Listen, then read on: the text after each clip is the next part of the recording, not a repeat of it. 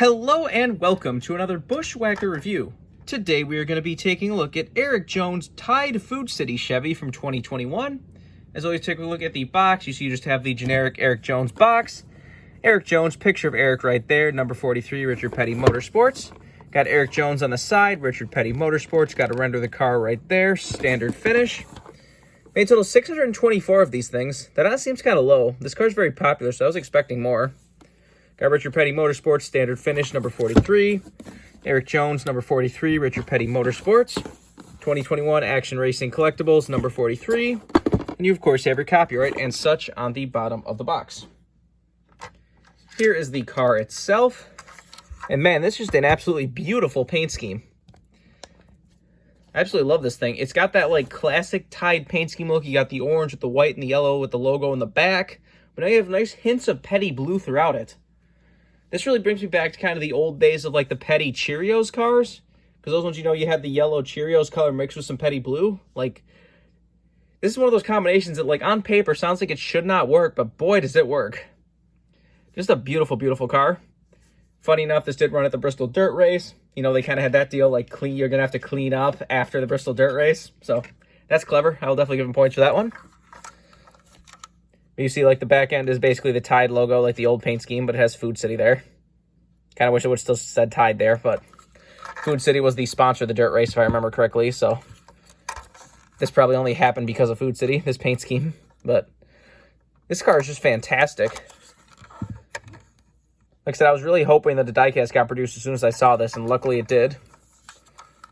I think so when I was reading the authentic of this, like I feel like they maybe could have done without the Petty blue roof. I think because they just really, really want their orange roof number no matter what. And the blue screwing up the camera.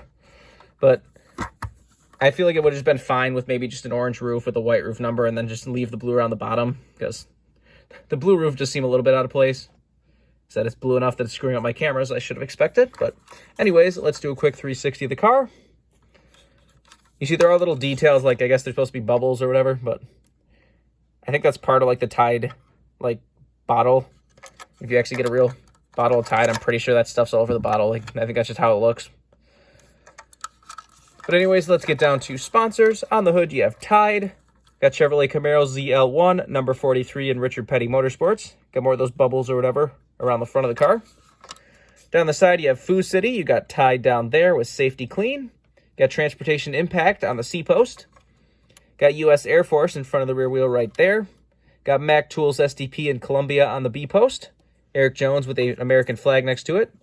Just have the Richard Petty and STP 50 years logo that ran all year last year. That was definitely cool to see it stay there. Other than that, it has your regular contingencies and such. On the back, you have Food City, got number 43 and Chevrolet Camaro ZL1 1LE. Nothing on the deck lid, and you again have the Check It for Andretti logo on the roof. This is number 406. Got the same stuff down the other side as usual. Take a look under the hood. So you just have Chevy and Wix filters under there. There's the engine detail if you want to see that. Obviously no deck lid. The roof flaps, of course, still do open. And there's the underside of the car if you want to see that.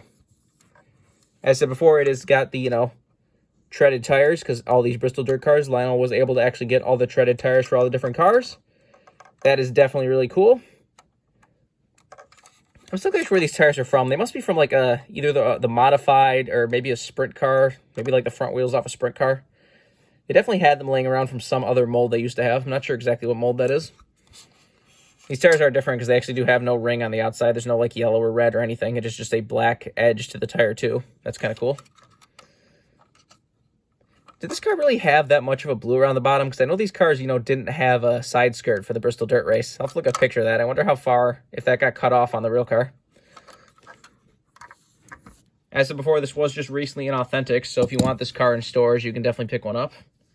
I absolutely love this paint scheme. I love the mix of the classic Tide paint scheme with the hints of Petty blue. It's one of those combinations that really shouldn't work, but it just really works for me. I don't know.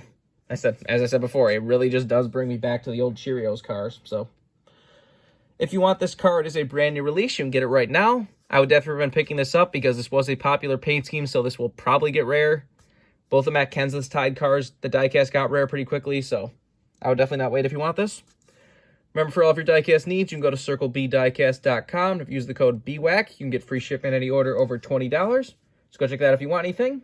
But I think that's pretty much all there is to say. This has been a review of Erik Jones' Tide Food City Chevy for 2021. Hope you enjoyed, and thanks for watching.